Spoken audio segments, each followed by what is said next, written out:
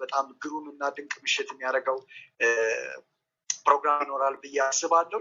ትንሽ ጥቂት ስለዚህ ፕላትፎርም አንዳንድ ነገር ልበላችሁ እና ከዛ ወደ ዛሬ ፕሮግራማችን እንሄዳለን። በዋነኝነት እንግዲህ ሰው ገንዘብ ይለግሳል፣ ብር ይለግሳል፣ ገንዘብ ይለግሳል፣ ቁስ ይለግሳል፣ ሌላም ነገር ይለግሳል፣ ምግብም ይለግሳል። ለምንድን ነው እዚህ ሀገር እውቀት የማይለገሰው በሚል ሰዎች የሚለግሱበትን ቋት በማዘጋጀት እየመጡ ከተለያየ ዓለም ያሉ ሰዎች እውቀታቸውን እየለገሱ በዛ እየተማማር እንሄዳለን እና ደግሞ ለብዙዎች ደግሞ መንገድ የሚሆን ኮሚኒቲን ቢልድ የማድረግን ሀሳብ ደግፋችሁ የዚህ ቤተሰብ አካል ስለሆናችሁ በጣም እጅግ አድርጌ አመሰግናለሁ። እኔ ዛክ እባላለሁኝ፣ የዚህ ፕላትፎርም ኮፋውንደር ነኝ። እንግዲህ አብረን እንቆማለን። ስለዚህ ከሰኞ እስከ ሰኞ የቀጥታ የእውቀት ልገሳ መርሃ ግብራችን አለ። ሳምንት እንግዲህ በደንብ እናወራለን ማለት ነው። ኢኮኖሚው ጋር በተገናኘም በርካታ ችግሮችን እያነሳን የምንቀጥልበት ጉዳይ ይሆናል። የዛሬን እንግዳይን እንዲያስተዋውቅልኝና በተለይ ደግሞ የዚህ ፕላትፎርም ደግሞ በጣም ከጀርባ ሆኖ በጣም ትልልቅ ስራዎችን እየሰራ ያለ በጣም የምንወደው እንግዲህ የዛሬን እንግዳችንን እንድታስተዋውቅልን ወደ አንተ እመጣለሁኝ። ከዛ እንግዲህ ኢትዮጵያን እንዴት እናሻራት በሚል እንቀጥላለን ማለት ነው። ወደ አንተ ጋብዝና እንግዳይን እንድትጋብዝልኝ በአክብሮት እጠይቃለሁኝ። ማይኩን ለአንተ አስተላለፍኩኝ። የዛሬው እንግዳችን ረዳት ፕሮፌሰር ሀብታሙ ግርማ ደምሴ ይባላሉ። በጅጅጋ ዩኒቨርሲቲ የኢኮኖሚክስ ረዳት ፕሮፌሰር ናቸው። ከ2002 ጀምሮ እንደ ኢትዮጵያ አቆጣጠር ማለት ነው በጅጅጋ ዩኒቨርሲቲ ውስጥ በማስተማር እንዲሁም የምርምር ስራዎችን እና ማህበረሰብ አቀፍ አገልግሎቶችን በመስራት ነው እንግዲህ እያሳለፉ የሚገኙት። ከዚህ በተጨማሪም አገራዊና ዓለም አቀፋዊ ጉዳዮች ላይ በአዲስ አድማስ፣ ሪፖርተር ጋዜጣ እና ዘ ሪፖርተር ኢትዮጵያ፣ አዲስ ፎርቹን እንዲሁም ኢትዮ ፓኖራማ ላይ የተለያዩ ጽሁፎችን ይጽፋሉ በኢኮኖሚክስ ዙሪያ። እንግዲህ ሀብታሙ ግርማ መምህር ብቻ አይደሉም፣ ተመራማሪም እንዲሁም ጸሐፊ ናቸው። 8 መጽሐፍቶችን እና ከ85 በላይ ጆርናል አርቲክልስ አሳትመዋል በዓለም አቀፍ ጆርናል ፐብሊሸሮች ላይ። ከ8 መጽሐፍቶቹ መካከል 6ቱ እንግዲህ የታተሙት በአማዞን ኢኮሜርስ ፕላትፎርም ላይ ይገኛሉ።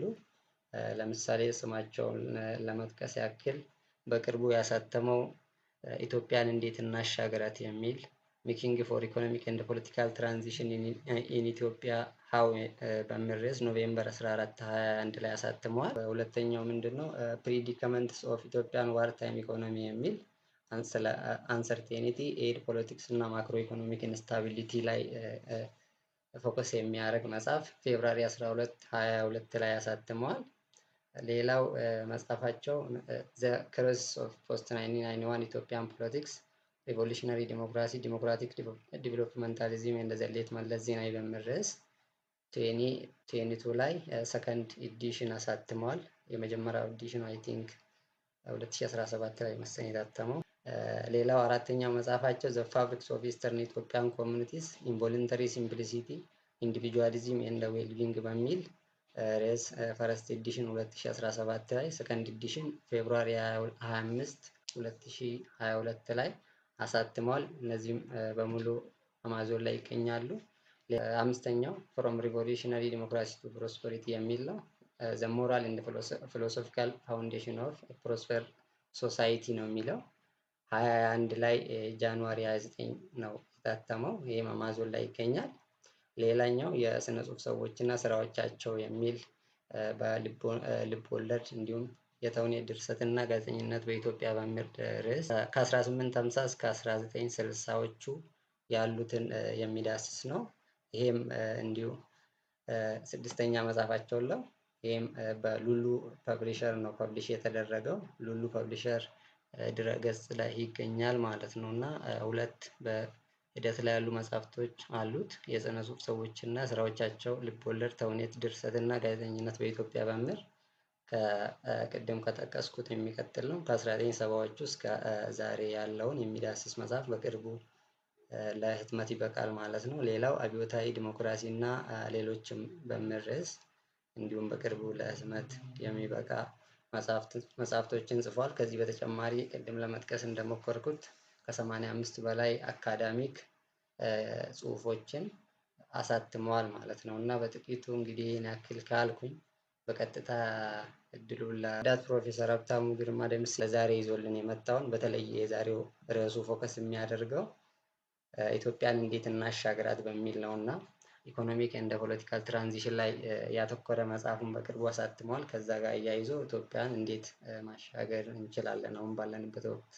በሚል ርዕስ ዛሬ እንግዲህ የሚያቀርብልን ይሆናል። ከዛ እሱ ለአንድ 30-40 ደቂቃ ካቀረበልን በኋላ የውይይት መድረክ ይኖረናል ማለት ነው። ጥያቄና ለአስተያየት በቀጥታ እድሉን ለረዳት ፕሮፌሰር ሀብታሙ ግርማ ደምሴ እሰጣለሁ። እሺ በጣም አመሰግናለሁ። ያው በዚህ ፕላትፎርም ሰዎች እንዳነሳ አጋጣሚ ሁኔታ አስተዋውቋል ስለኔ። እንግዲህ እኔ የማደርገው ምንድነው ቀጥታ ወደ ስራው ወደ ዛሬው ቶፒክ ነው። እንግዲህ ያው ጥያቄ ነው መጽሐፉ ጉዳዩ ኢትዮጵያ እንዴት እናሻግራት ነው የሚለው። እየተለማመጠ ይሰማል። ተቀጥል ይሰማል። ቆንጆ ነው፣ ጥሩ ነው። ጎሄድ ኦኬ ሶ ጉዳዩን በጥያቄ መልኩ ነው ያስቀመጥኩት። ያው አንደኛ አጀንዳ ሁላችንም ነው። ኢትዮጵያ ጉዳይ ይመለከተናል። ምን ኢትዮጵያ ከኢትዮጵያ ውጭ ማነው ከኢትዮጵያ ሲቲዝንሺፕ ውጭ ያለ ለኢትዮጵያ ተቆርቋሪ የሆነ ካሉ ማነው ግለሰብ ሁሉ የሚጠይቀው ጥያቄ ነው። በዚህ አግባብ ነው ምናየው።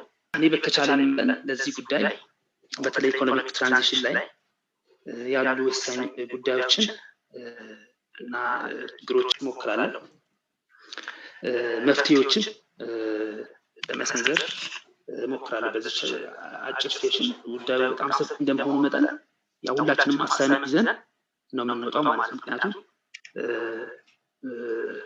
መሰብሰብ የሚፈልግ ጉዳይ ነው። እኔ ከማነሳቸው ፖይንቶች በጥናትም ከደረስኩባቸው ፖይንቶች በተጨማሪ ኢንሳይት ያደርጉ ኤሌመንቶችን ስለሚኖሩ ወደፊትም በጥናትም በንባብም የምንሰጣቸው ብዙ ጉዳዮች ይኖራሉ ማለት ነው። በዚህ አግባብ ነው እንትን የምንለው ሄደው ማለት ነው። እንግዲህ በዚህ ጥናታዊ ጽሁፍ ላይ ኢትዮጵያ አሁን ያለችበት የትራንዚሽን ወቅት የኢኮኖሚክ ትራንዚሽን፣ የፖለቲካል ትራንዚሽን እንዲሁም የቢሮክራሲ ገቨርናንስ ጨምሮ የተቋማዊ ሌሎችም ከዓለም አቀፋዊ ጉዳዮች ከዲፕሎማሲ ጋር ተያይዘው የሚነሱ ወሳኝ ጉዳዮች አሉ። ፋክቱ ያላት አት ክሮስሮድ ያለ ነው እና ይህንን አጠቃቀባቢ እንዴት የምናልፈው የሀገር ውስጥ ነባራዊ ሁኔታ የውጭ ነባራዊ ሁኔታ ተዳምረው ሀገራችንን እንግዲህ ለጥሉት ዓመታት የሚወስኑ ወሳኝ ሁነቶች የሚካሄዱበት ወቅት እንደመሆኑ መጠን ለዛ ጉዳዮች ያለን አተያይ መፍትሄም ኢንሳይትም ነው መስጠት ሞክረው ማለት ነው። ከዚህ አንጻር 6-7 ነጥቦች ነው በሰፊው የተገለጸው። እንግዲህ መጽሐፉ በቅርብ የታተመ ነው። ኢትዮጵያ እንዴት እናሻግራት የሚል ለዚህ ዝግጅት 7 ዋና ዋና ነጥቦችን አጠር አድርጌ ነው የማቀርበው። የመጀመሪያው እንግዲህ በትግራይ ክልል ካለው ግጭት ጋር ተያይዞ የተባባሰ የመጣው የፖለቲካ አለመረጋጋት ለፓስት 2 years በኢትዮጵያ እያደረሰው የኢኮኖሚያዊ ጉዳት ማክሮ ኢኮኖሚክ ላይ ያለው ተጽዕኖ ነው። ይሄ እንግዲህ በጥናት ለማለት የሞከርኩት ነው። ሰፋ ያለ ጥናት አካሄጄ ነው። ማክሮ ኢኮኖሚክ ጥናት የሚያደርሰው የማክሮ ኢኮኖሚክ ኢንስተቢሊቲ ወይም የማክሮ ኢኮኖሚ አለመረጋጋት አንደኛው ጉዳይ ነው። እንግዲህ ከትግራይ ግጭት ጋር ተያይዞ ሁለተኛው እንግዲህ ከአለፉት ዓመታት ባልተለመደ ሁኔታ ምዕራባውያን ካለፉት ዓመታት ባለፉት 30 ዓመታት ኤክስፒሪየንስ ካረግነው ሂደት ትንሽ ወጣ ባለ መልኩ ምዕራባውያን ጫና እያደረሱ ነው በኢትዮጵያ ላይ። እንግዲህ በራሳቸው የጂኦፖለቲካል ኢንተረስት እና ሌሎችም ጉዳዮች ፖለቲካል ኤሌመንት አለው ኢትዮጵያ ላይ ጫና እያሳደሩ ነው እና አንደኛው ጫና ማሳደሪያ ኢንስትሩመንታቸው ብድርና እርዳታ ነውና በብድርና በእርዳታ ላይ በኩል ኢትዮጵያ ኢኮኖሚ ላይ የሚያሳድረውን ጫና በአጭሩ እሱን በጥናት መልክ የተዘጋጀ ነው። ሶስተኛ የፖለቲካ አካባቢያችን ተጨባጭ ሁኔታዎች በአሁኑ ሰዓት ያሉ ችግሮች እና መፍትሄዎቻቸውን ሪፍሌክቲቭ በሆነ ወይ አቀርባለሁ። እንግዲህ ቀደም ብሎ የተጠቀሱት ነጥቦች በጥናት በደንብ የተሰሩ ናቸው።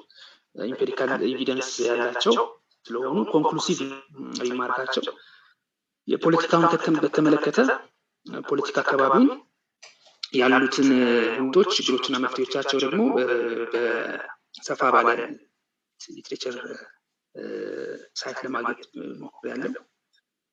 ያ ነው። አምስተኛው የኢትዮጵያ ችግር ወቅት የኢኮኖሚ ከባቢ ተጨባጭ ሁኔታዎች ችግሮችና አማራጭ ፖሊሲ መፍትሄዎች ነው። እንግዲህ ኢኮኖሚክ ሶሉሽንስ ማክሮ ኢኮኖሚክ ሶሉሽን በተለይ ፖሊሲ ኦልተርናቲቭ ያሳይ ነው ይሄ ፓርት።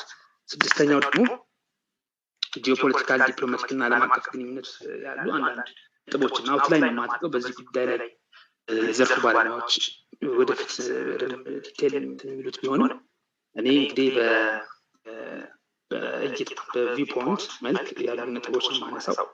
በጥናት የተረጋገጡ ስራዎች ደግሞ ወደፊት ወይም አሁንም ካሉ ኦዲየንስ ውስጥ የሚነግሩ አንዳንድ ነገሮች ይኖራሉ ወይም ወደፊት ብቻ ሴሽን ይዘን የመጨረሻው የስነ ህዝብ ወይም የማህበረሰባዊ መፍትሄዎች ደግሞ ይኖራሉ። በኢትዮጵያ ነባራዊ ሁኔታ በአሁን ባለችበት እነዛንም አንዳንድ ነጥቦች ለመዳሰስ ነው የምንሞክረው ማለት ነው። ቀጥታ ወደ ነጥቦቹ ልጣ። የመጀመሪያውን እንግዲህ ከትግራይ ግጭት ጋር ተያይዞ ያለ ጉዳይ ነው። እንደምታውቁት ያው በሚዲያው ምንም ለፍነውም ያለፉት 2 to 3 years የሀገራችን ትልቁ ኢሹ እንደመሆኑ መጠን ከሰሜን ኢትዮጵያ ግጭት ጋር በተለይ ከትግራይ ከተነሳው በኢኮኖሚያችን ላይ በሚቀጥሉት 4 ዓመታት የሚያሳድረው ተጽዕኖ ምንድን ነው የሚል ነው የመጀመሪያው ጉዳይ። እንግዲህ ከዛ በፊት ግን ዋናነት ማንሳት የምፈልገው ትራንዚሽን ታይም ነው ስንል ሽግግር ጊዜ ነው ስንል በኢኮኖሚ በፖለቲካውም በሌሎችም የፖለቲካም ጂኦፖለቲክስም በምን ተመርኩዘን ነው በምን ቤዚስ ነው ሽግግር ላይ የሚለው በጣም ወሳኝና መሰረታዊ ጉዳይ ነው። ምክንያቱም ኦፕሬሽናል ዲፋይን ካላደረግኩት ፋክቹዋል ኢረርም ሊያመጣ ስለሚችል ትራንዚሽን ታይም ላይ ነው የሚለው ጥያቄ ወሳኝ ነገር ነው። በኢኮኖሚ አንጻር ትራንዚሽን ታይም ላይ ነን ስንል የኢትዮጵያ ኢኮኖሚ ያለፉትን 3 አስርት ዓመታት ስንመረምረው የነበረበት ስትራክቸራል ኤሌመንት አለ። ባለፉት 3 ዓመታት ደግሞ የደረሰበት ሁኔታ አለ። እንግዲህ ባለፉት 3 ዓመታት በተለይ 2018 ገደማ ኢኮኖሚው ከፍተኛ የስትራክቸራል መዋቅራዊ ችግር ውስጥ አገሪቱ በውጭ ዕዳ በከፍተኛ ሁኔታ ተይዛ ብድር መክፈል ያቃታት ወቅት ነው የነበረው። እንግዲህ እስከ በ2008 በፈረንጆቹ እና በ2018 ባሉት ዓመታት የውጭ ዕዳ ጂዲፒው ጋር ያለው ሬሽዮ ከ12% ወደ 56% ገደማ ያሻቀበበት ሁኔታ ነው የነበረው።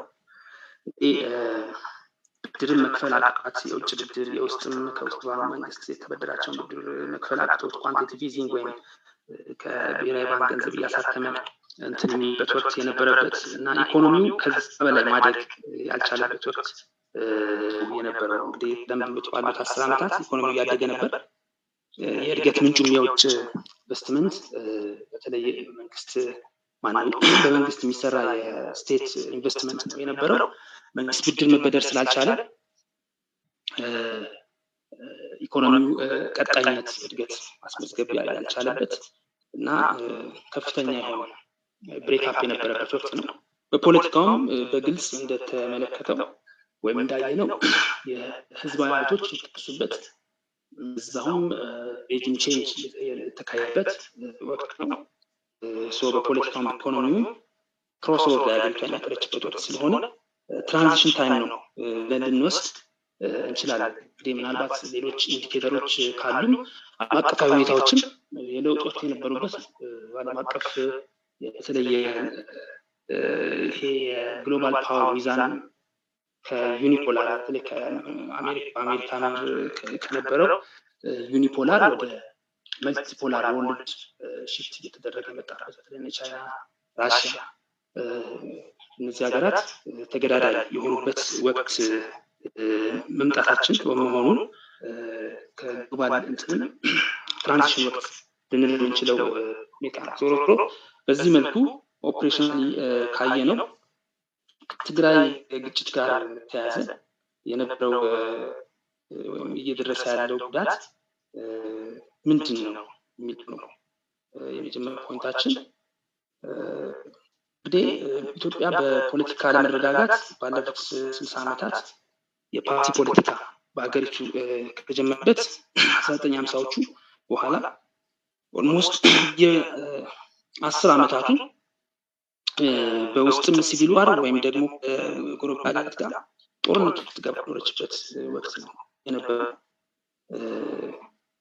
ባለፉት 3 ዓመታት የገጠመን ችግር የፖለቲካ አለመረጋጋት ፋውንዴሽኑ ወደኋላ ሄደን ማየት ያለብን በየዘመናቱ እዚህ ፖለቲካ አለመረጋጋቶች ኢኮኖሚው ላይ የሚያሳድሩት ተጽዕኖ ነው።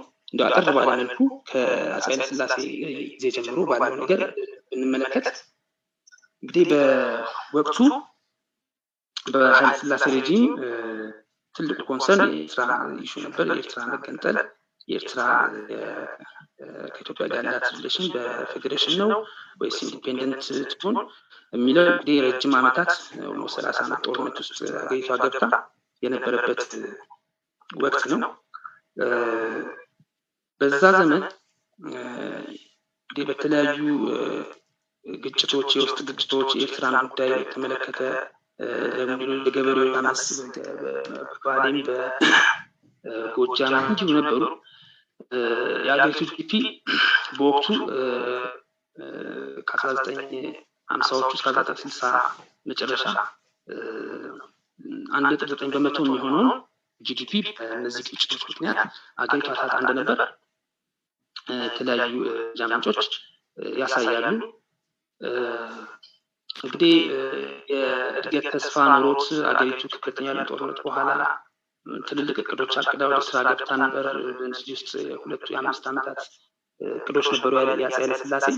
የመጀመሪያው ከ1958 እስከ 62፣ ሁለተኛው ከ63 እስከ 67 ነበር። እንዳሁኑ ጂቲፒ ዋንና ጂቲፒ 2 አይነት የምንለው እነዚህ ተፈጻሚ መሆን ያልቻሉበት በግጭት ምክንያት በተለይ ሁለተኛው እቅድ ሳይጠናቀቅ ኃይለ ሥላሴን ከስልጣን ያወረዱት በደርግም እንዲሁ በ17 ዓመታት ኢትዮጵያ ለፖለቲካ ለመረጋጋት ኢንሳይትድ የሆኑ ጦርነቶችን፣ ግጭቶችን ለማርገብ ነገር 300 የሚሆነው ጂዲፒዋን ታጣ ነበር።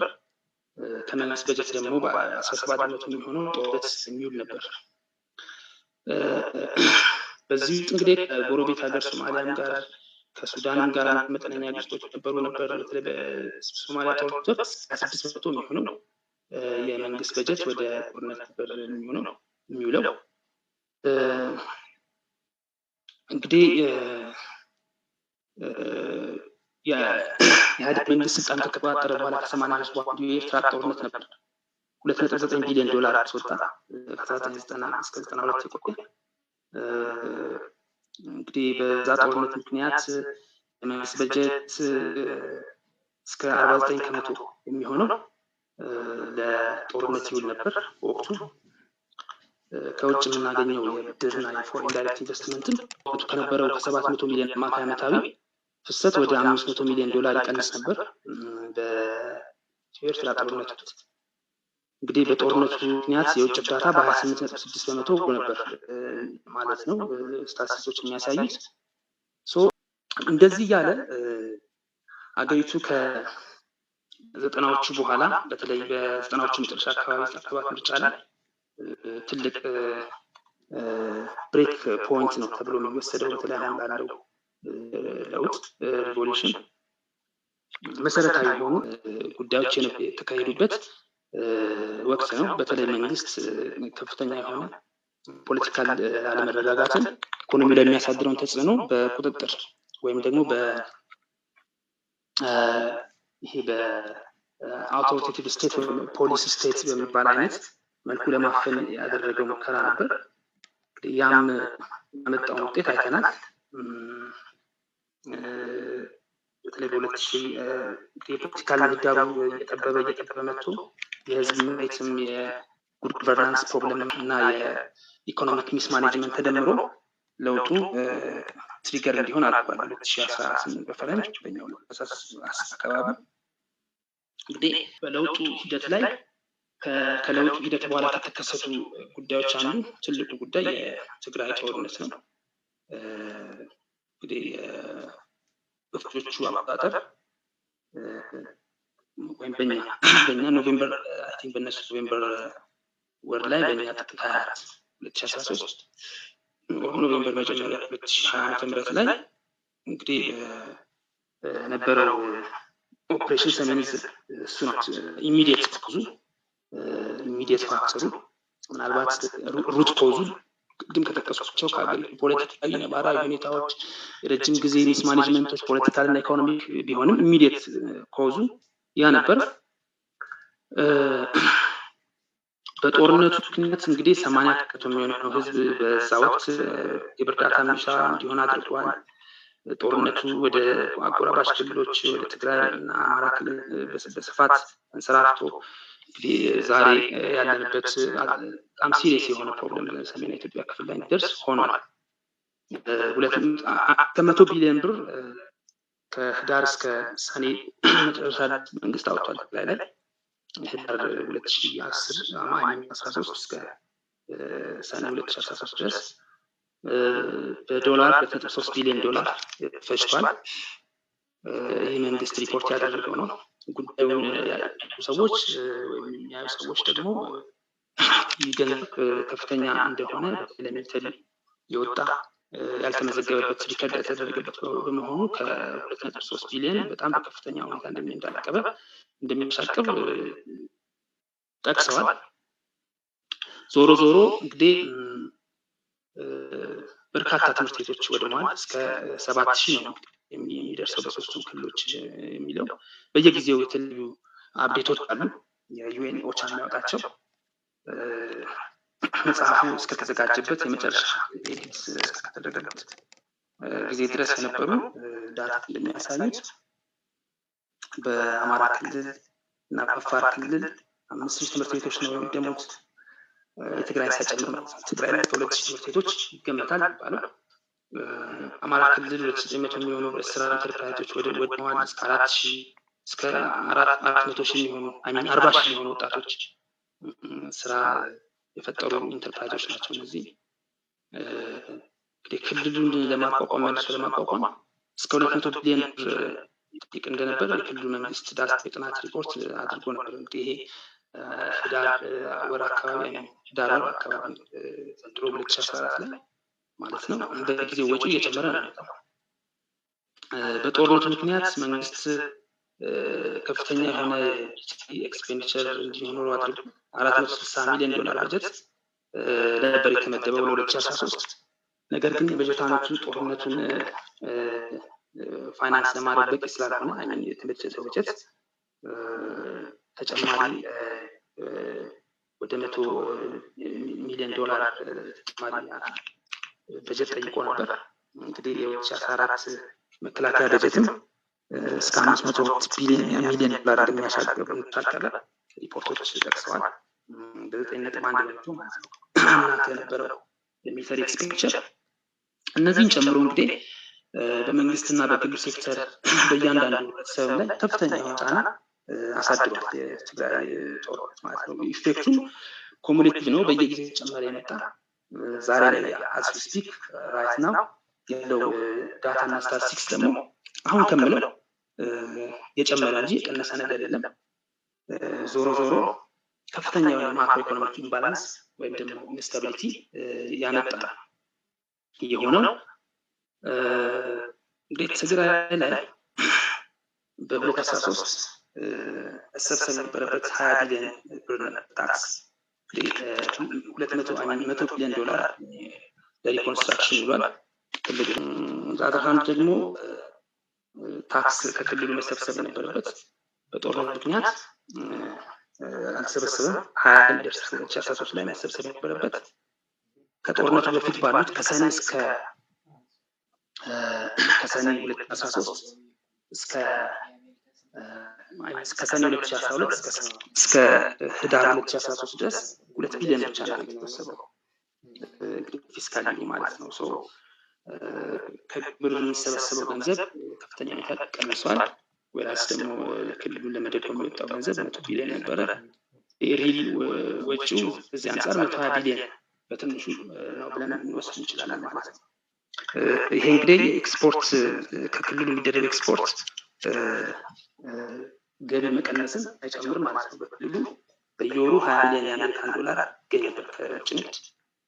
እንግዲህ ይህ ክልሉ ተደምሮ ለሀገሪቱ ጂዲፒ ያለው 10% ነው የነበረው ትግራይ ክልል። ይሄን ሁሉ ነው ሎስ ያደረገው ማለት ነው ኢኮኖሚ። ይሄ እንግዲህ ዳይሬክት አካውንቲንግ ኮስቱ ነው። ኦፖርቹኒቲ ኮስቱ ደግሞ እጅግ ብዙ ነው። ክልሉ ላይ ስራ አጥ መብዛቱ፣ ተረጂ ቁጥር መጨመሩ፣ ሎንግ ተርም ኢፌክት ሁሉ ስናየው እንግዲህ ከፍተኛ የሆነ ጫና ነው ያሳደረው። ከዚህ አንፃር በአጭር ጊዜ የተለየ ጥቅምት 24 ያጋጠመን ችግር ተንተርሶ ወይም ተከትሎ በኢትዮጵያ ማክሮ ኢኮኖሚ ላይ የሚያሳድረውን ኢፌክት ለማጥፋት ሞክሬ ነበር። ትንበያም ነው ከ2013 የበጀት ዓመት 3ኛው ሩብ ዓመት እስከ 2017 የበጀት ዓመት 3ኛው ሩብ ድረስ ያለ ነው ትንበያው። እንግዲህ ውጭ ምንዛሪ በተለይ በዶላር ብር ምንዛሪ ወይም ኤክስቼንጅ ሬት ላይ የሚያሳድረውን ኢፌክት የቃኘው የመጀመሪያው የጥናቱ ክፍል ነው። አክቹዋሊ ጥናቱ በኳርተር ዳታ ተጠቅሞ 2008 በፈረንጆች አቆጣጠር ጀምሮ እስከ 2020 ድረስ ግጭቱ እስከተካሄደበት ድረስ ኳርተር ዳታዎች ተጠቅሞ የሰራው ኢኮኖሚ ዳታዎች የትግራይ ግጭት ኢፌክት ለማወቅ የፖለቲካል አንሰርቴኒቲ ኢንዴክስ ይባላል። እንግዲህ አሁን በኦዲየንስ ውስጥ የኢኮኖሚክስ ባለሙያዎች ካሉ ሊረዱ ይችላሉ። አንሰርቴኒቲ ኢንዴክስ ይባላል። የወርልድ ኢኮኖሚክስ ኢንቴሊጀንስ ዩኒት የሚያወጣው እሱ እንደ ኢንዲኬተር ቬሪየብል ነው የተወሰደው። በዚህ አንፃር የውጭ ምንዛሪውን በተመለከተ ያለው ኢፌክት በሚቀጥሉት 2 ዓመታት የሚያሳየው ሳይክሊካል አንዴ ሲያወጣ አንዴ ሲያወርድ። የዚህ ምክንያቱ የኛ የፎሬን ከረንሲ በማርኬት 100% የማይወሰን ስለሆነ ኢፌክቱን ሪፍሌክቱን ለማወቅ በጣም ያስቸግራል። በዚህ አግባብ ነው የምናየው ማለት ነው የዚህን ውጤት። የሆነ ሆኖ በውጭ ምንዛሪ ከፍተኛ የሆነ ክፍተት እንደሚፈጠር ጥናቱ ያመለክታል። መንግስት የውጭ ምንዛሪ ለጦርነቱ ፋይናንስ ለማድረግ ከፍተኛ የውጭ ምንዛሪ ስለሚያስፈልገው ራሱ በኢኮኖሚ ላይ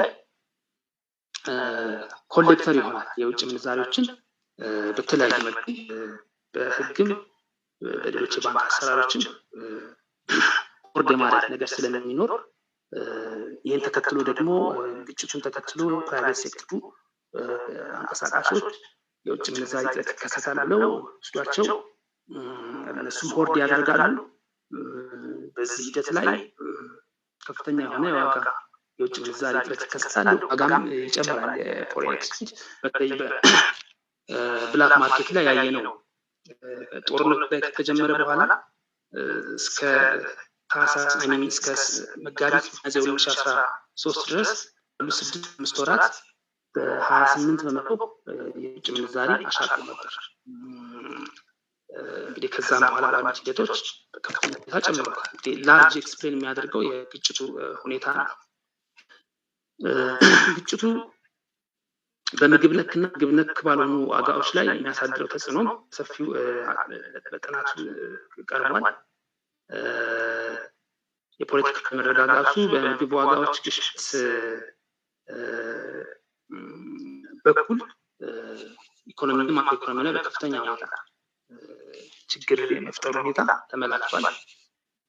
እንግዲህ በግጭቱ ምክንያት ለቀጣይ 8-7 ኳርተሮች ወደፊት ከፍተኛ የሆነ የዋጋ ግሽበት እንደሚያመጣ ነው ያሳየው።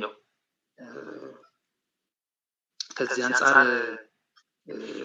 2 ዓመታት ያህል ማለት ነው 8 ኳርተሮች ማለት 2 ዓመታት ያህል እስከ 2 ዓመት ድረስ ኢፌክት ይቆያል ነው እስከ 2015 መጨረሻ ማለት ነው።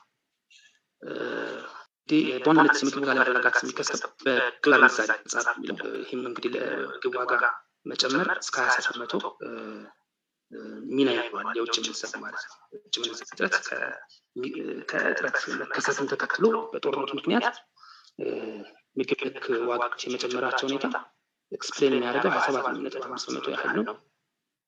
እንግዲህ ውጭ ንግድም ላይ በኩል በተለይ ኢምፖርት በመቀነሱ ምክንያት እስከ 8.9% ዋጋ ግሽበት የሚከሰት ኤክስፕሌን ያደርጋል። ይሄው በምግብ ጉዳዮች በቀጥታ ኢፌክቱ እንግዲህ ኢንዳይሬክትሊ ደግሞ ጥረት ይኖራል ብሎ ማሰብም ነገር አለ። በሻጩ ይህም ምግብ ዋጋዎች ላይ በማተክ በኩል እስከ 8.8% ድርሻ አለው ማለት ነው።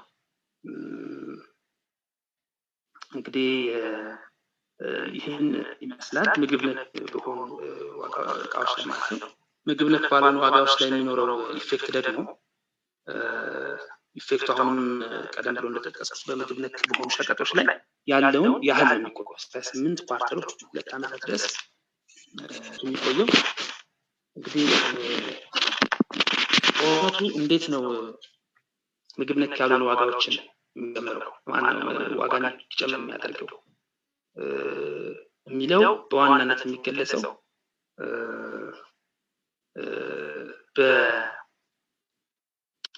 በፎሬን ኤክስቼንጅ እጥረት በኩል ነው። ዋናነት እንግዲህ እስከ 22.5% የሚሆነውን የምግብ ነክ ያልሆኑ ዋጋዎች መናር የሚገልጸው ይህን ነው። ሁለተኛው ኢምፖርት መቀነሱ ነው። ኢምፖርት መቀነሱ የገቢ ንግድ መቀነስ እስከ 8.7% የሚሆን የዋጋ ግሽበት ምግብ ነክ ባልሆኑ እቃዎች ላይ ይገልጻል የሚል ነው ጥናቱ የሚያሳየው። በወጪና በገቢ ንግድ ላይ የሚኖር ተጽዕኖ ነው የሚገልጸው ጥናቱ እንደሚያሳየው። እንግዲህ ይህ ጥናት በዋናነት ባለፉት 15 ዓመታት ያሉ ኳርተር ዳታ ተጠቅሞ እንደመስራቱ 60 ነው ታይም ፔሪድ ማለት ነው። አንድ ኳርተር 4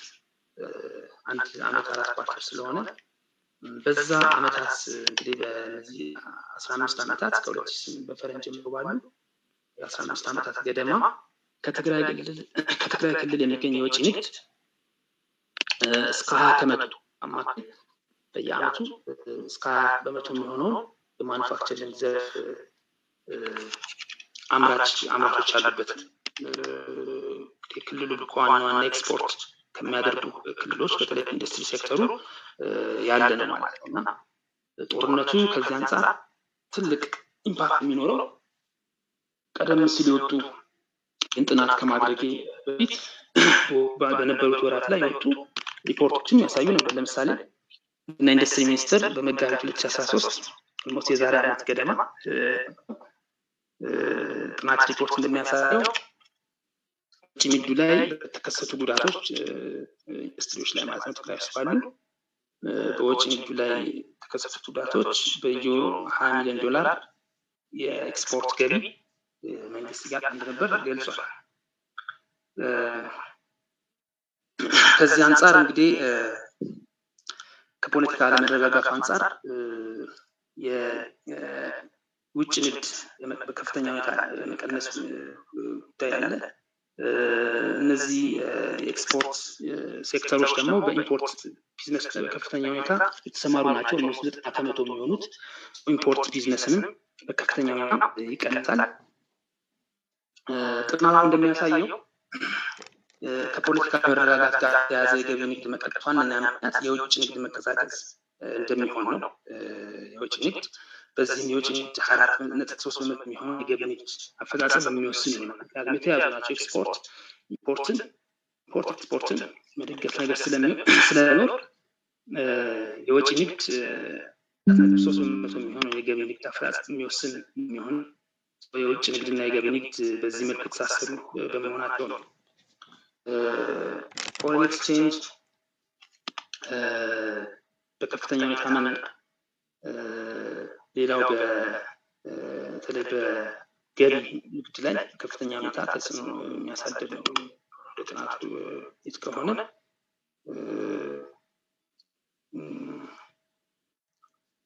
ሌላው ከገቢ ንግድ ጋር የተያያዘ ጦርነቱ የሚያሳድረው ተጽዕኖ በቀጥታ የኢምፖርት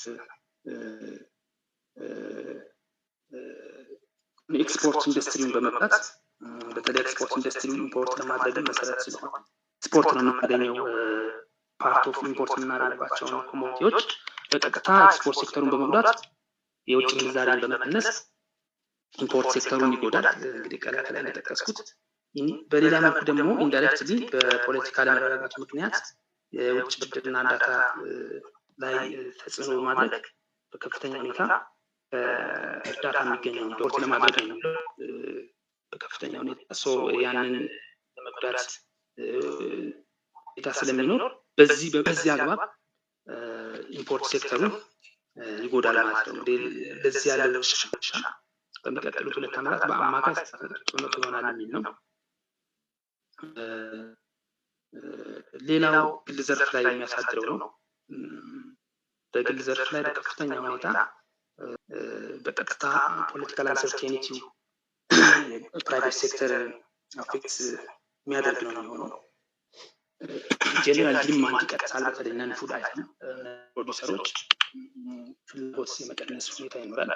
ሰው መሰረታዊ በሆኑ ጉዳዮች ላይ ወይም ሸቀጦች ላይ ነው ገንዘቡን የሚያወጣው በጠቅላቸው።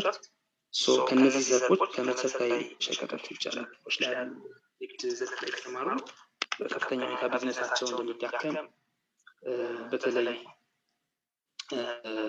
የኢንዱስትሪ የኢንተርፕራይዝ ዴቨሎፕመንት ላይ ከፍተኛ ሁኔታ ኢፌክቱ እንደሚታይ ነው የሚያሳየው። ኢንዳይሬክትሊ የግል ዘርፍ መዳከም ደግሞ መንግስት ከዚህ ዘርፎች የሚያገኘው ነው በቀረጥም ኢምፕሎይመንት ጨምሮ በከፍተኛ ሁኔታ እንዲጨምር የማድረግ ሁኔታ ተመላላ።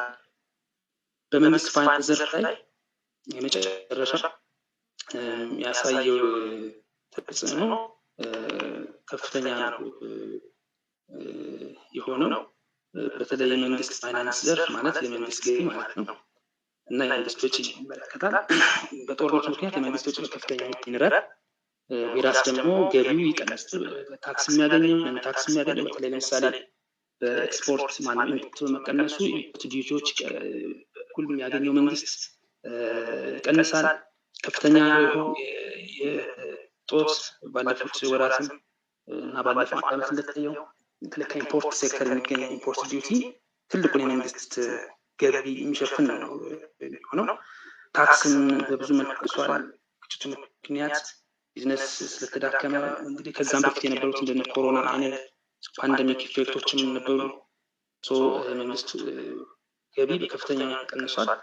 ታክስ ወጪ ደግሞ በከፍተኛ ሁኔታ የጨመረበት ስለሆነ ይህንን የገቢና የወጪ አለመመጣጠን ወይም ደግሞ በኢኮኖሚክስ የፊስካል ዴፊሲት የበጀት ዴፊሲት ፋይናንስ ለማድረግ ግዴታ መንግስት ከሀገር ውስጥ ምንጮች ወይም ከውጭ የብድር ምንጮች ነው የሚያገኘው። ነገር ግን የውጭ የብድር ምንጮች ላይ ያለው ፕሮስፔክት ሎ ነው የነበረው በሁለት ምክንያቶች። አንደኛው ምዕራባውያን በጣሉት ኢምባርጎ ነው የብድርና እርዳታ። ሁለተኛው ደግሞ ባለፈው 20 ዓመት ወይ 25 ዓመት አገሪቱ የተበደረችን ብድር መክፈል ባለመቻሏ ተጨማሪ ብድር። እነዚህ ሁለት ምክንያቶች የውጭው እርዳታ ማግኘት በጣም አስቸጋሪ ስለሆነ መንግስት የጦርነቱን የሚያስከትለው የበጀት ደፊሲትን ፋይናንስ የሚያደርግበት ከሀገር ውስጥ ምንጮች በዋናነት ሊሆን የሚችለው ይህን ለማድረግ ደግሞ ከግል ባንኮች የመበደር ነገር በሰፊው እንደሚኖር the only viable option ያለው ይሄ ነው።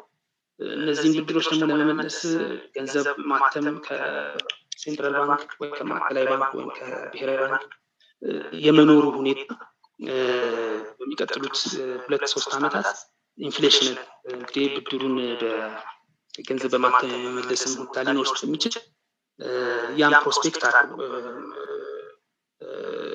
ዋጋ ግሽበትን በማድረግ መጨመር በሚቀጥሉት 2 ዓመታት የበጀት ደፊሲቱ በራሱ ኢንፍሌሽነሪ የመሆን አዝማሚያ እንደሚያሳይ በዚህ ጥናት ለማየት ተሞክሯል ማለት ነው። ማንኛቱ ያሳየናል ማለት ነው። በዋና የማክሮ ኢኮኖሚክ ሳያዎች በምግብ ዋጋ መጠቅ ባልሆኑ በኢንቨስትመንት በመንግስት ፋይናንስ ላይ ፐብሊክ ፋይናንስ ላይ እንዲህ በውጭ ምንዛሪ ላይ በገቢ ንግድና በውጭ ንግድ ላይ ያለውን ኢፌክት እንግዲህ ጠቅለል ባለ መልኩ እንደዚህ ለማቅረብ ሞክሬያለሁ። ምናልባት ሞር ቴክኒካል ስለሆነ ዞሮ ግን ትንበያ መሆኑ መጠን ቴክኒካል መሆን ስለሚያስፈልግ ብዙ እንደው ሜቶዶሎጂካል ኢሹዎችን ትችቸው አንቶች ላይ ያተኮሩ እንትን ያደረኩት ለአቀራረብ በሚመች መልኩ ይህ ነው ያለው። የመጀመሪያው ፓርት እና ሰፊውን ክፍል የሚይዘው የዛሬው ጉዳይ ይሄ ጦርነት በማክሮ ኢኮኖሚክ ኢምባላንስ ላይ ወይም ስታቢሊቲ ላይ የሚያደርገው ኢፌክት ይህንን አድረስ ለማድረግ ሞክሬያለሁ። ምናልባት አሁን ብቻ ተናጋሪ እንዳልሆን ከመድረኩ አንዳንድ ጉዳዮች ሲነሱ ማይኩል እንዳሻው ባስተላለፍ ተወሰነ ደቂቃዎች ሰፋ ያለውን ክፍል የያዘው ትግራይ ጦርነት ጋር የተያያዘ ፖለቲካል ኢንስታቢሊቲ ያጣው ማክሮ ኢኮኖሚክ ኢንስታቢሊቲ በዚህ መልኩ ነው። የፖሊሲ አማራጮች አሉ። ችግሮቹን አውትላይን እያደረግን በፖሊሲ አማራጮች ምንድነው በዚህ አጭር ዓመታት 2-3 ዓመታት ምንድነው ፖሊሲ አማራጮች ሊከተል የሚገባቸው ኢኮኖሚክ ፖሊሲ ማክሮ ኢኮኖሚክ ፖሊሲ ላይ በኋላ አጠር ባለ ለማቅረብ ሞክራለሁ። እናመሰግናለን። በጣም ሰፋ ያለ ማብራሪያ ነው። ያው እኔም መጽሐፉን የማንበብ እድሉ ስላገኘሁኝ በጣም ጥልቅ ነው። ወይም በሌላ ፕሮፌሽን ላለ ሰው በጣም ግልጽ በሆነ መልኩ ነው መጽሐፉ የተጻፈው። እኔ አይቻለሁ። በሚገርም ሁኔታ ነው እንዳልኩ ያው የመፍትሄ ሀሳቦቹን ሁላችንም ለመስማት የምንጓጓው እሱ ነው። እሱ ላይ በኋላ እንመለስበታለን። አሁን ላይ ምናልባት እስቲ ጥያቄዎች አስተያየት እንቀበልና ወደ መፍትሄ ሀሳብ እንዳልከው እንመለሳለን። ቀጥታ ለኦዲየንሱ እድል እሰጣለሁ ማለት ነው። እንግዲህ ሰዎች በጣም ቴክኒካል ሆነና በጣም ደስ በሚል ሁኔታ እንግዲህ አቶ ሀብታሙ ደምሴ አሲስታንት ፕሮፌሰር አብራርተውናልና እንግዲህ ይሄ የሀገራዊ ያለንበትን ሁኔታ በተለይ ከዚህ ከኢኮኖሚክስ ሚክሱ ጋር ተገናኝቶ ከጥናቱ ጋር ተገናኝቶ ነው ይሄ ያለ ነውና እስቲ እንግዲህ እዚህ በጣም ብዙ ዶክተሮች አሉ፣ የዚህ የባንክም ሰዎች አሉ፣ ፕሮፌሰሮችም አሉና እንደገና ደግሞ ውጭም ያሉ ደግሞ ቤተሰቦች አሉ። ከኢትዮጵያ ውጭም ያሉ ደግሞ ቤተሰቦች የሀገራቸው ጉዳይ የሚከነክናቸው ቤተሰቦች አሉና ዛሬ ቤተሰቦች እንድትሳተፉ በጣም አበረታታችኋለሁ። ይሄ ወሳኝ ነገር ነውና እስኪ ተሳተፉ። እንግዲህ ለቀደመ ሰው ነው ማይክ የምንሰጠው፣ ምክንያቱም ሰዓታችንም አጭር ስለሆነ የመጀመሪያ እድል እንሰጣለን። ከእሱ ላይ ማብራሪያ ከተሰጠ በኋላ መፍትሄ ሀሳቡን እንሰማና ከዛ ደግሞ 1-2 ጥያቄዎች እንቀበላለን። ለ4 ሰው ብቻ ነው የምንሰጠው። እንግዲህ ቅድሚያ ላበራ መስጠት እንችላለን።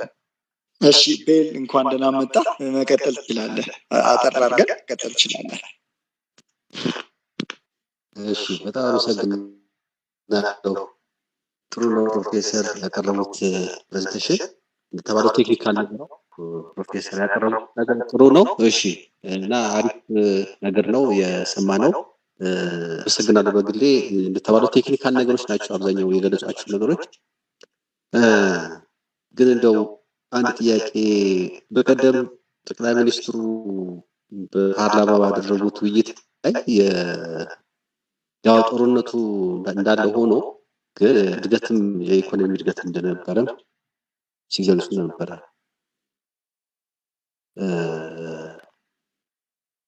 እና የተፈጠረ ነገር እንደሌለ ያው ኢንፍሌሽኑ እንዳለ ነው። እሱም ኢኮኖሚያዊ የሆነ ምክንያት እንዳልሆነ ነው ሲገልጹ የነበሩት።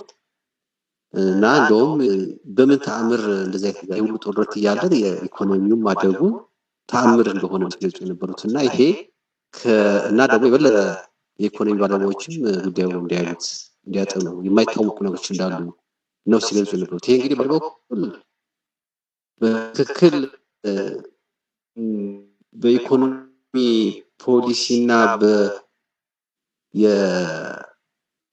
በአይዲዮሎጂ የተመራ እንዳልሆነ የሚነገር ነገር ነው። ምክንያቱም ግልጽ የሆነ ያው የፖሊሲው ላይ ያመጣው ውጤት ነው ከተባለ እሱ ላይ ቆሞ ፖሊሲያችን ትክክል ነው ብሎ መናገር ይቻል ነበር። ነገር ግን ተአምር እንደሆነ ነው እየተነገረ ያለውና የኢኮኖሚ እድገት እንደመጣ ነው። አሁን ፕሮፌሰር ሲያቀርብ እንደነበረው ያው አለመረጋጋቱ እርግጥ ያው እንደተጠበቀ ምናልባት ጦርነት ባይኖር ከዚህ የበለጠ ብዙ ነገር ልናይ ይሆን ነበር። ግን በራሱ ባይ ዲፎልት ጦርነት ካለ ያው የሚረብሹ ነገሮች ይኖራሉ። ኢኮኖሚው በቀላል አይረበሽም። ብዙ ነገሮች ያደርጋሉ። ያው ስደተኛው አለ ምን አለ በጣም በርካታ ነገር እንደሚፈጠር ይታወቃል።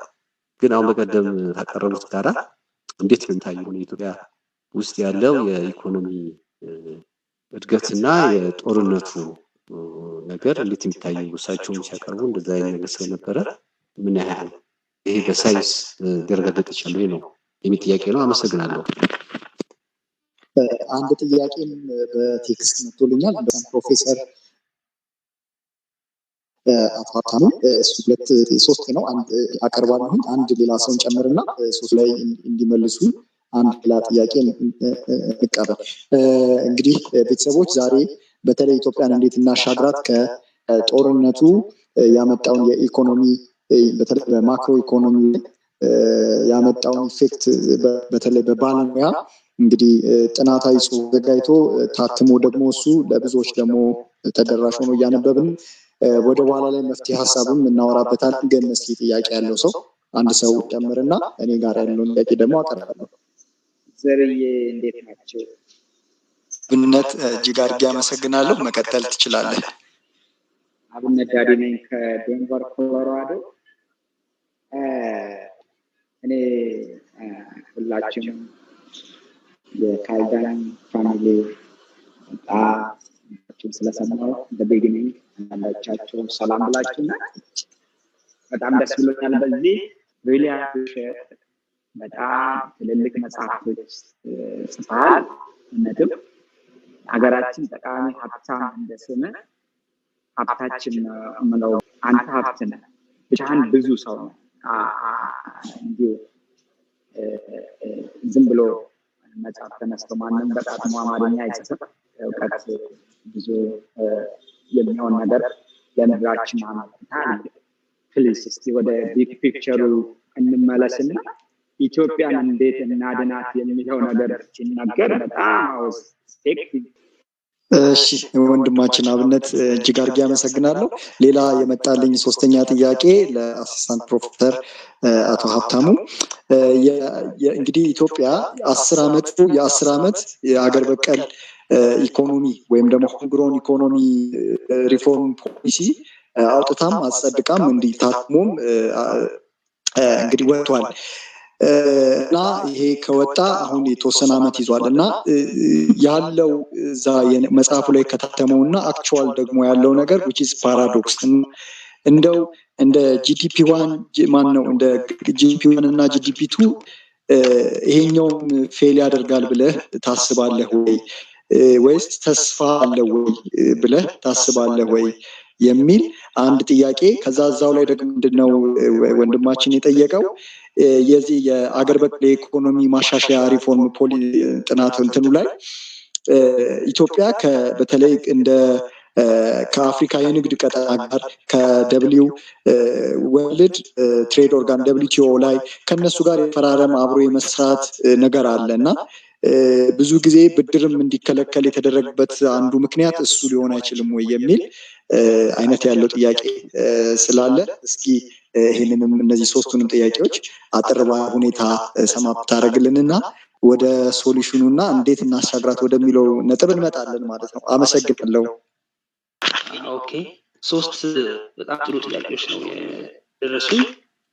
የመጀመሪያው ከመጀመሪያው እነሳ እንግዲህ በችግር ውስጥ በቀውስ ውስጥ ሆኖ ኢኮኖሚው እንዴት ማደግ ቻለ የሚል ጥያቄ ነው። የመጀመሪያው ጠቅላይ ሚኒስትሩም ሪፖርት ያደረጉት ላይ ተንተርሶ ነው። የመንግስትም ሪፖርት ቤዝ አድርጎ ነው አክቹዋሊ እንትን ያለው። እንግዲህ አንዱ ትልቁ ችግር በኢትዮጵያ የማክሮ ኢኮኖሚክ ሜትሪክስ ላይ ጂዲፒ እና ኢምፕሎይመንት የመሳሰሉ የኢኮኖሚ እድገት አመላካቾች የኢኮኖሚክ ፐርፎርማንስ ወይም ኢኮኖሚክ ዌልነስ ማሳያዎች ዳታ ወይም ማነው የራሱ ፖለቲካል ኢኮኖሚ አለው፣ የራሱ ፖለቲክስ አለው የኢኮኖሚክ ሜትሪክስ። ይህ እንዳለ ሆኖ ምናልባት ይሄ አሁን ስልጣን ላይ ያለው ሬጂም በአንጻራዊነት በግልጽ ሪፖርቶችን የማድረግ ሪሌቲቭሊ ከቀደመው ታማኝነት አክቹዋሊ አሁን ኤቭሪቲንግ ክሊር ነው። ዘመኑን መደበቅም ብዙ አይታለም። ኦፕን ሶሳይቲ ነው ያለው።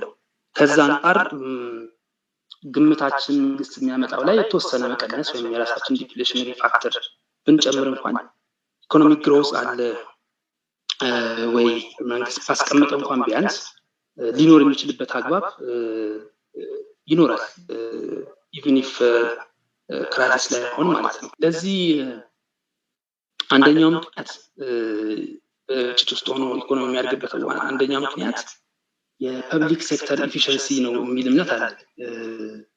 በተለይ የመንግስት ሴክተር ትልቁን የኢኮኖሚውን 65% የሚሆነው የአገሪቱን እድገት 65% የሚሆነው የመንግስት ሴክተሩ ነው የሚይዝ በኢትዮጵያ ላይ ሁኔታ።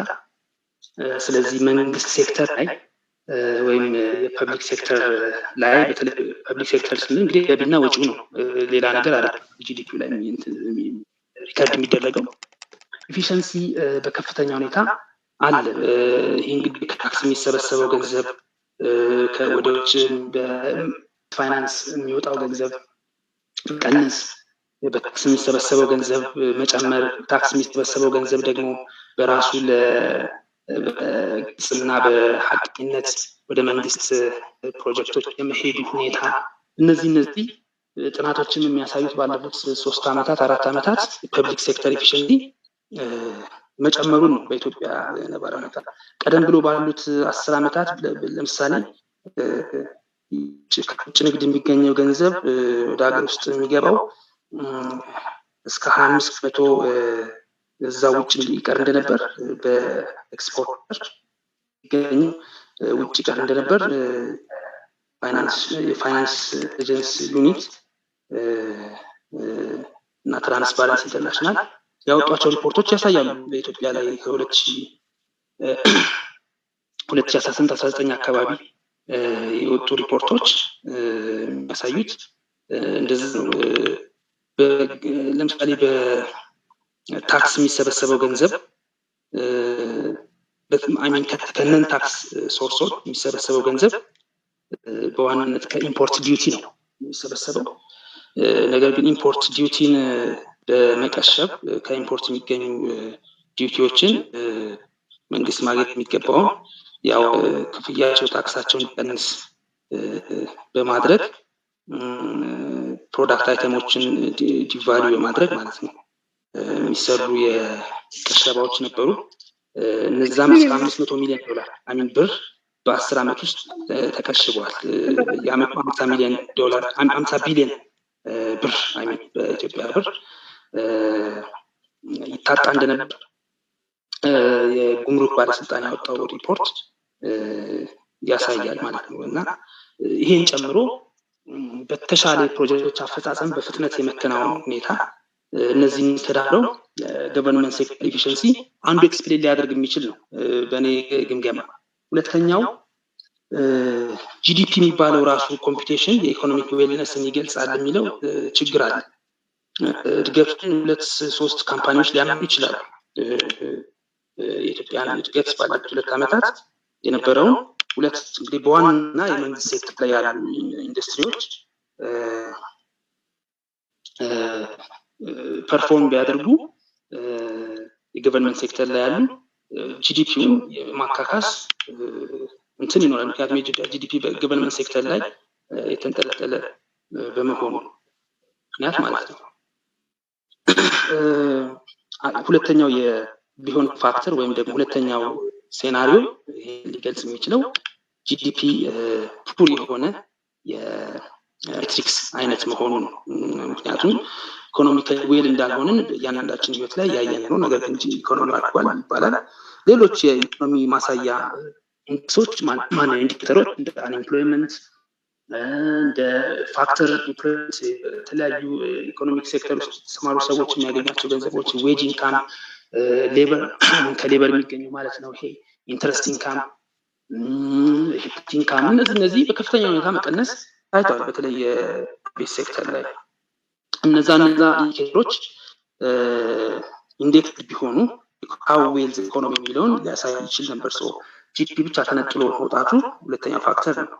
ሶስተኛው ፋክተር የኢትዮጵያ ኢኮኖሚ በአግሪካልቸር ላይ የተመሰረተ መሆኑና ባለፉት 3-4 ዓመታት ደግሞ በአነባራዊ ሁኔታ ምክንያት ናቹራሊ ባሉት ቀውስ ፓንደሚክ እና ሌሎችም ምክንያቶች የኮሞዲቲ ፕራይስ ጨምሯል። የቡናን ጨምሮ የሰሊጥ ሌሎች የግብርና ምርቶች ዋጋ ጨምሯል በዓለም አቀፍ ገበያ። ጦርነቱ ደግሞ ከግብርና ሴክተሩ ጋር ብዙ ቁርኝት የነበረው አልነበረም። እንደምናውቀው ኤክስፖርት ሴክተሩን ያልቀነሰበት ባለፉት ዓመታት በገቢ ደረጃ የጨመረበት አንዱ ምክንያት የግብርና ምርቶች በሰፊው የምንልካ እንደመሆናችን መጠን እንግዲህ እስከ 80% የሚሆነው የፎሬን ኤክስቼንጅ እርኒንግ የሚገኘው ከግብርና ኮሞዲቲ ኤክስፖርት ላይ በመሆኑ ጦርነቱ ምናልባት መጀመሪያዎቹ ዓመት ወራት ትግራይ ብቻ ነው የተገደበ የነበረው። አሁን የምናየው ጥናት ውጤቱ የሚያሳየው አሁን ያለው የጂዲፒ አፈጻጸም ውጤቱ የሚያሳየው የዛን ዓመት ነው የሚያሳየው። የዘንድሮን አማራና ትግራይ ላይ ማነው አፋር ላይ ጨምሮ ጦርነቱ መሆኑ በግብርና ላይ የሚያሳድረው የሰፋ ስለሚኖር ኔክስት ይር ጂዲፒ ላይ የራሱ ኢምፓክት ይኖረዋል።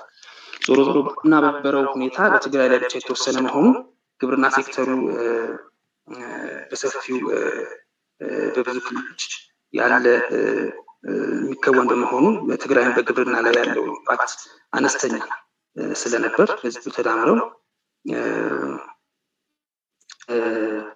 ጂዲፒውን እንዳይቀንስ አድርጓል። ዞሮ ግን ከኢንዱስትሪ የሚገኘው ለጂዲፒ የሚያበረክተው ገቢ በኤክስፖርት በኩል ትንሽ ነው ዌይቱ። ዞሮ ትንሽ ቢሆንም ትግራይ ላይ እስከ 20% የሚሆነው ጂዲፒን ያጣል በመሆኑ በተለይ ከማን እስከ 20% እስከ 1 ቢሊዮን በወር የሚደርስ ከኤክስፖርት እርኒንግ ያጣል በመሆኑ ተወሰነ ኢምፓክት መቀነሱ አይቀርም። ዞሮ ሌሎች ክልሎች ላይ ፐርፎርም ማድረግ መቻል ፕሮዳክቲቪቲ ጨምሯል። የግብርና ፕሮዳክቲቪቲ ባለፉት 3-4 ዓመታት እና ስቴል በሚያወጣቸው እንትኖች ኮሞዲቲ ፕራይስን ጨምሯል። እነዚህ ፋክተሮች የአገሪቱ ጂዲፒ ያን ያህል እንዳይጎዳ ማድረግ በኩል ተጽዕኖ እንትን አላቸው፣ ሮል አላቸው። ወደ ሁለተኛው ጥያቄ የ10 ዓመት የአገር በቀል ሪፎርም የአገር በቀል ኢኮኖሚክ ሪፎርም አሁን እዚህ ጋር ምናልባት ባስተካክለው የ3 ዓመት የኢኮኖሚክ የአገር በቀል ሪፎርም ይላል ከ2018 እስከ 2021 መጨረሻ ድረስ አሁን ኦልሞስት ያለቀ ኢንዲጂነስ ግሮዝ ፕላን ይባል ማለት ነው። እሱን ይመስለኛል ጠየቁን። የ10 ዓመት ፕላንም ደግሞ ከሱም ተከትሎ ከ2021 ወይ ከ2020 ጀምሮ ተግባራዊ የሚሆን ደግሞ የ10 ዓመት ፕላን ቀርቧል። የ10 ዓመት ፕላን መሪ እቅድ ነው የሚባለው በኢኮኖሚክ ፕላን በኢኮኖሚክ ፖሊሲ እና ፕላኒንግ ይሄ የ10 ዓመት መሪ እቅድ ነው እንጂ ዝርዝር እቅድ አይደለም። ጂቲፒ ዝርዝር እቅድ ነው፣ ዲቴይል ነው። ይሄ የ10 ዓመት መሪ እቅድ ሞር ጀነራል ነው። ጀነራል የሆነ በየሴክተሩ ያለ ነገር ግን ጀነራል የሆነ መሪ እቅድ ነው። በዛ አግባብ አይተነው ኢሰንሱን ግን እንየው። የኢንዲጂነስ ግሮስ ፕላን የሚባለው የ3 ዓመቱ እቅድ ተግባራዊ የሆነው እድገት ለማምጣት ማነቆ ሆኖ የነበረው በተለይ 2018 ገደማ በነበረው ኢኮኖሚክ ነባራዊ ሁኔታ ማነቆ ሆኖ የነበረው የስትራክቸራል ፕሮብለምን ለመቅረፍ የታቀደ የ$9 ቢሊዮን ፕሮጀክት ነው። በመሰረቱ ኦልሞስት ገንዘቡን በጠቅላላ ስፖንሰር ያደረጉት ምዕራባውያን ናቸው እና የነሱ ፋይናንስ ተቋማት ናቸው። ምክንያቱ ደግሞ ተጨማሪ ብድር ከነሱ ለመውሰድ ሀገሪቱ ያለባትን የውጭ ዕዳ መክፈል አለባት። ስለዚህ ትልቁን ገንዘብ ወደ ለመክፈል እንጂ ተጨማሪ ሀብት ኢትዮጵያ ላይ መፍጠር አልነበረም። በተለይ የዶላር እና የብር ምንዛሪ ጉዳይ ለማቀራረብ ወደ ማርኬት ፕራይስ ፔይድ ፕራይስ ነው የሚጠቀመው። ማርኬት ፕራይሱ በገበያ እንዲወሰን የማድረግ ዓላማ የነበረው በዚህም ኤክስፖርትን ለማበረታታት ኢምፖርትን ለመቀነስ በዚህም ከረንት አካውንት ባላንስ የሚባለው ይሄ በኤክስፖርት እና ኢምፖርት መካከል ያለው የውጭ ምንዛሪ ልዩነት በኤክስፖርት የምናጠፋውና በኢምፖርት የምናገኘው ለመቀነስ ለማቀራረብ የነበረ ነው ዓላማው። ከዚህም ተጨማሪ መንግስት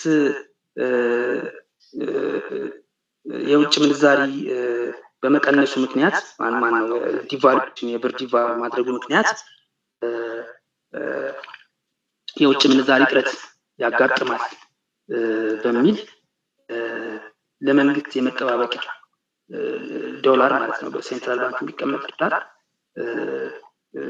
ማስተማመኛ የሚሆን ዶላር እንዲኖር ለማድረግ የታቀደ ወይም ደግሞ የታለመ ለዛም የዋለ ነው። አንደር ስትሪክት ሞኒተሪንግ ማለት ነው በአይኤምኤፍ ወርልድ ባንክ እና ሌሎችም የአፍሪካ ዴቨሎፕመንት ባንክ ዋና ለጋሽ የሆኑ ፋይናንስ ተቋማት በእነሱ ስትሪክት ምንድነው ሞኒተሪንግ እና ኢቫሉዌሽን የተመራ እንትን ነው። ፊስካል ዲሲፕሊን እንዲኖር በተለይ መንግስት ብድሮቹን እንዲከፍል የውጭ ብድሮችን እንዲከፍል ያንን ለመክፈል የሚያስችል የውጭ ምንዛሪ እጥረት ካጋጠመው ደግሞ እጥረቱን ስቶክ የሚተካ ዓላማ ያለው ነው። ዞሮ እንደ ጂቲፒ ምን አይደለም ጂቲፒ2 ካፒታል ለመፍጠር ኢንቨስትመንት ለመፍጠር እና እድገት ለማምጣት ቀጥታ እድገት ለማምጣት የሚያስችል ግብና አፈጻጸም የነበራቸው ሲሆን የኢንዲጂነስ ግሮስ ፕላን ግን የችግር መቅረፊያ ስትራክቸራል ኢኮኖሚክ ፕሮብለም አገሪቱ ስለገጠማት ያንን አድረስ ለማድረግ ነው ዓላማው ያ ነው። ከዛ በዘለለ ግን ኢንዳይሬክትሊ ኢኮኖሚው እድገት እንዲያመጣ ማነቆ የሆኑ ስትራክቸራል ችግሮችን ለመቅረፍ ያቀደ ያለነ ነው። ኢን ዘ ሚድ ቱ ሎንግ ተርም ኢኮኖሚክ እድገት ለማምጣት መደላደል ለመፍጠር እንትን ያለ ነው። በዚህ አግባብ ታይ ከጂቲፒ1 እና ጂቲፒ2 ጋር ሊወዳደር አይችልም ወይም ሊታይ አይችልም ማለት ነው። ኢንዲጂነስ ግሮት ፕላን የ10 ዓመት መሪ እቅዱ በየዘርፉ ያሉ እንግዲህ የትኛውም ፕሮፌሽናል መንግስት ማለት የሚገባው ሚኒመም እቅድ ነው። መንግስት ተግባር ነው። እስከዛሬ በሀገራችን ያልተለመደ ስለነበር በዋናነት እንደ ሮድማፕ የእድገት ወይም የእቅድ ሮድማፕ አይነት ጠቅለል ያለ የመሪ እቅድ ነው እንጂ የነበረው ዘርዘር ያለ አሁን በየሴክተሩ እንዳሉ አልነበረም። በኢትዮጵያ የኢኮኖሚክ ማኔጅመንት ላይ ተቀደም እና ግቡም ሲምፕል ፕላን ነው። የየዘርፉ ፕላን ምን መሆን አለበት የሚል ነው። ዓላማው ፐብሊክ ሴክተር ኢፊሸንሲ መፍጠር ነው። ሌላ እንግዲህ ፐብሊክ ሴክተር ኢፊሸንሲን ፈጥሮ በዛው ፕሮዳክሽን እና ፕሮዳክቲቪቲን ማምጣት እንጂ ይሄ ጂቲፒ 1 ጂቲፒ 2 አይነት አግሬሲቭ የሆነ እንትን ያለው ቅኝት ያለው አይደለም ማለት ነው። ከዚህ አንፃር ነው የምናየው። የአፈጻጸም ፐርፎርማንስን ደግሞ በየአመቱ የሚገመገም ነው የሚሆነው። ምናልባት አንድ አመት ገደማ ሆኖታል። ይህንን በሚቀጥሉት አመታት በየ5 ዓመቱ በየ3 ዓመቱ በየ2 ዓመቱ የሚታይ ነው የሚሆነው ማለት ነው። በዚህ አግባብ ነው የምናየው ይህንን ጉዳይ ማለት ነው።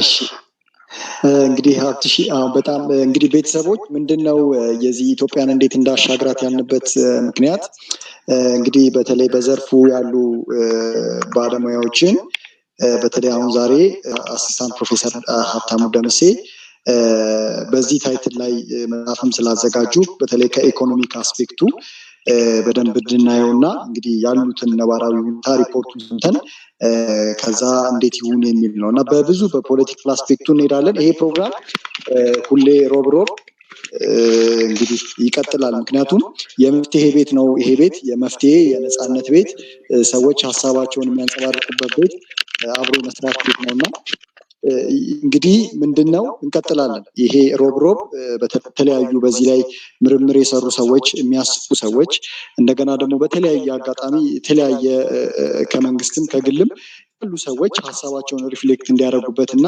እኛም ደግሞ እንደዚህ ቤተሰብ ያገባናል። ምክንያቱም ፈጣሪ የወሰነልን ወሰናችንን ዳርቻችንን የሰጠን ፓስፖርታችሁ እዚህ ነው ብሎ የተወለድንባት ምድር ነችና ያገባናል። እቺ ምድር የማንም አለችም የኛ ነችና የሰው ልጆች መኖሪያ የኛ ብቻ ሳትሆን የእንስሳት፣ የእጽዋቱ፣ የአራዊቱ፣ የወፉ የሁሉም ነችና ይመለከተናል በሚል መንፈስ እዚህ ምናልባት የመፍትሄ ሀሳብ ከቀረበ በሚል ነውና ፕሮግራማችን ኢትዮጵያ እንዴት እንዳሻግራት ዛሬ በኢኮኖሚ አስፔክት በተለይ ከማክሮ ኢኮኖሚ ባላንሱ ጋር ተገናኝቶ ነውና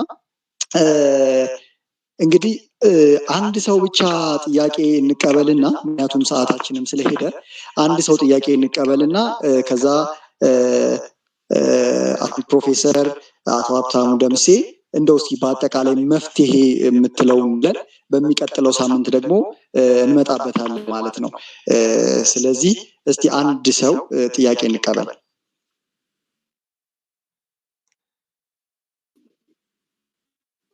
ዶክተር ገዛኸኝ እባክዎትን ይቀጥሉ። እሺ አመሰግናለሁ። ረዳት ፕሮፌሰር ሀብታሙ ጥሩ አናሊሲስ ፋክቹዋል አናሊሲስ ነው ሼር ያደረገን። እንደተባለው ዋናው የጥያቄው ርዕስ መልሱ ገና ወደፊት ነው። በአንድ እና በሁለት ሴሽኖችም የሚመለስ ነገር አይደለም። አንድ ምናልባት መልስ ሲሰጥ አሲስታንት ፕሮፌሰር ፊት ምን ይሆን የሚለው ላይ ከዚህ ከኢኮኖሚክ ኢንስታቢሊቲው ጋራ በተገናኘ ሊታይ ይችል እንደሆነ ብዬ የማስበው እንደው ኮንሲደር ያደረገው ብዬ ያሰብኩትን እንደ ጥያቄ የሚሆን እንደ አስተያየት ሊሆን ነው። የኢኮኖሚክ ኢንስታቢሊቲ እና የማርኬት ዲስታቢላይዜሽን ውስጥ how do you link with public trust? ምክንያቱም የፐብሊክ ትረስት አንድ ሲስተም ላይ ስርዓት ላይ እምነት መኖርና አለመኖር እያንዳንዱ የህብረተሰብ ክፍል እንዴት ለሚመጡ ለውጦች ሪአክት እንደሚያደርግ የሚወስን ነው የሚሆነው እና ኢኮኖሚው ደግሞ ከእያንዳንዱ የህብረተሰብ ክፍል ጋር ቀጥታ የተቆራኘ በመሆኑ ምክንያት የዚህ ትረስት መኖርና አለመኖር ፋክተሩ ወይም ኢምፓክቱ ከፍተኛ ነው ሊሆን የሚችለው እና ምናልባት መልሶቹ ላይ ስታተኩር ይህንን እንደ አንድ ኢንፑት ብታየው የሚል ሀሳብ ለመስጠት ነው። ምናልባት በሚቀጥሉት ሴሽኖች በዝርዝር እንነጋገራለን። ገምተው ግን መሰረታዊ ነው ብዬ ስላሰብ ከዚህ አንጻር ብታየው የሚል ሀሳብ ለመስጠት ነው። አመሰግናለሁ። እሺ ዶክተር ገዛኸኝ እጅግ አድርገን እናመሰግናለን። እንግዲህ መድረኩ መልሼ ለረዳት ፕሮፌሰር አቶ ሀብታሙ ደምሴ መልሻለሁ ለአንተ። ጥሩ ፖይንት ነው በእውነቱ ያነሱት ኦዲየንሳችን ያነሱት ፐብሊክ ሴክተር ትረስት ከፖለቲካል ኢንስታቢሊቲው ከኢኮኖሚክ ማክሮ ኢኮኖሚክ ኢንስታቢሊቲ አንጻር ያለው ያነሱት በእውነቱ የኢትዮጵያ ፖለቲካል ኢንስታቢሊቲ ወይም ፖለቲካል አንሰርቴኒቲ አንዱ ማሳያ ግጭቶች፣ ጦርነቶች ናቸው። ሌላው የፖለቲካል አንሰርቴኒቲ ማሳያው ፐብሊክ ሴክተር አሁን እሳቸው ያነሱት ይሄ ጉድ ገቨርናንስ ያለመኖር እና በዚህም ትረስት ላክ ማድረግ ነው መገለጫው። የሁለቱ ድምር ኢኮኖሚክ ኢምፓክት ወይም ኢኮኖሚክ ኢንስታቢሊቲ ማምጣት በጦርነትም ምክንያት በሚመጣው ጉዳት በፐብሊክ ትረስት ሎስን በማድረግ የሚመጣው ጉዳት ድምሩ ኢፌክቱ ማክሮ ኢኮኖሚክ ኢምባላንስ ነው ወይም ቶታል ሶሾ ኢኮኖሚክ ኢምፔድመንት ነው የሚያመጣው። ስለዚህ ምን ያህል ኢፌክት ነው ያለው የሚለው በእውነቱ እኔም ዲቴይል በመጽሐፉ ላይ በስታቲስቲካል መረጃዎች ተመርኩዞ ማቅረብ የሞከርኳቸው ነገሮች አሉ። በተለይም እንግዲህ ዘርዘር ያለ ጉዳይ በመሆኑ በተለይ ፐብሊክ ትረስት መገለጫ እንትኖቹ ማሳያዎቹ የትረስት መታጣት እንግዲህ አንደኛው የግብር ከፋይነት ወይም ታክስ ሎያሊቲ የመቀነስ ነው። መንግስትን ማያምን ከሆነ ማህበረሰቡ ግብሩን አይከፍልም። ሶስት ታክስ ኢቬዥን ይኖራል። በከፍተኛ ሁኔታ የመንግስት የህዝብ ሀብት ወይም ወደ ህዝብ መሄድ ያለበት ሀብት በታክስ ኢቬዥን ይቀንሳል። ይህን ባለፉት 15 ዓመታት የነበረው ዲቴይል የሆኑ ስታቲስቲክሶች አሉ በመጽሐፉ ላይ። የውጭ ንግድ ፍራውድ ወይም ኢሊሲት መኒ አውትፍሎ ይሄ የመኒ ላንደሪንግም በከፍተኛ ሁኔታ ፐብሊክ ትረስት አለመኖሩ ታክስ ሎያሊቲ ወይም ደግሞ ታክስ ሎያሊቲ እንዲቀንስ ታክስ ኢቬዥን እንዲጨምር ማድረግ ነው። ሁለተኛው ለዚህ እንግዲህ ማሳያ የሆኑ ቁጥሮች ስታቲስቲክሶች አሉ ዘርዘር ያሉ። በዚህ ምክንያት ኢትዮጵያ ያጣቻቸው ባለፉት 10 ዓመታት 15 ዓመታት ከ2008 በፈረንጅ እስከ 2018 ወደ 500 ቢሊዮን ዶላር ቢሊዮን ብር የሚገመት በየአመቱ ከውጭ ንግድ በተለይ ኢምፖርት ዲዩቲ የሚገኝ ነበር የገቨርንመንት ታክስ አልተገኘም። የመንግስት የግብር አሰባሰብ ከጂዲፒው አንጻር ያለው ከሌሎች የአፍሪካ ሀገራት ጋር ሲነጻጸር በጣም ዝቅተኛ ኢትዮጵያ ውስጥ እንዲኖር አንዱ ምክንያት የሚሆነው ይህ የፐብሊክ ሚስትረስ ነው። በገቨርንመንት ላይ ፐብሊክ ትረስት አለመኖሩ ነው። ኢትዮጵያ በአፍሪካ ግን በሰብሳራን አፍሪካ ዝቅተኛ የፐብሊክ ታክስ ቱ ጂዲፒ ሬሽዮ ያላት ሀገር እንድትሆን አድርጓል። በዚህ አግባብ ኢፌክቱ አለ። ኢሊሲት ፋይናንሲንጉም በጣም በከፍተኛ ሁኔታ የውጭ ምንዛሪ ሽሽት ነበር። ከኤክስፖርት ገቢ ማግኘት የሚገባን እስከ 25% ውጭ ቀር ነበረ። ኢምፖርትም ኢንፍሌት እያደረጉ መንግስት ዲፍሌት እያደረጉ መንግስት ከኢምፖርት ዲዩቲ ማግኘት የሚገባውን ገቢም የመቀነስ ሁኔታ በነጋዴው በኢምፖርተሮች በኩል ነበር። በሶስተኛ ደረጃ እያንዳንዱ ዜጋ በመንግስት ሴክተርም ያለ በግልም ሴክተር ያለ በፖለቲካው ችግር ምክንያት ከአንደር ፕሮዳክቲቭ እንዲሆን ከአቅም በታች እንዲሰራ የማናለብኝነት የምናገባኝነት ሁኔታዎች በየስራ መስኩ በየስራ ቦታው እንዲስፋፋ በማድረግ ሌበር አንደር ኢምፕሎይመንት ወይም ሌበር ይሄ በተለይ ዲስጋይዝድ አንኤምፕሎይመንት የምንለው በከፍተኛ ሁኔታ ኢትዮጵያ ውስጥ እንዲንሰራፋ አድርጎ ነበር። ዲስጋይዝድ አንኤምፕሎይመንት እንግዲህ ማለት በስራው ላይ ሰዎች አሉ፣ ተቀምጠዋል፣ ተቀጥረዋል፣ ደሞዝ ያገኛሉ። ነገር ግን እጅግ በጣም በዝቅተኛ ሁኔታ ዴሊቨር ሲያደርጉ ዲስጋይዝድ አንኤምፕሎይመንት የምንለው ሰው ዲስጋይዝድ አንኤምፕሎይመንት ሊሆን አድርጓል። አንደር ዩቲላይዜሽን ኦፍ ፋክተርስ ኦፍ ፕሮዳክሽንስ ላይ እንደ ካፒታል፣ እንደ ሌበር፣ እንደ ላንድ ያሉ መሰረታዊ ኢንፑቶች አንደር ዩቲላይዝ እንዲሆኑ አድርጓል። ይሄ በዚህ አግባብ ኦቨርኦል ፐብሊክ ሚስትረስ እንግዲህ ሌላው ደግሞ ህዝብ ፓትሪዮት ከሆነ ወይም መንግስትን ካመነ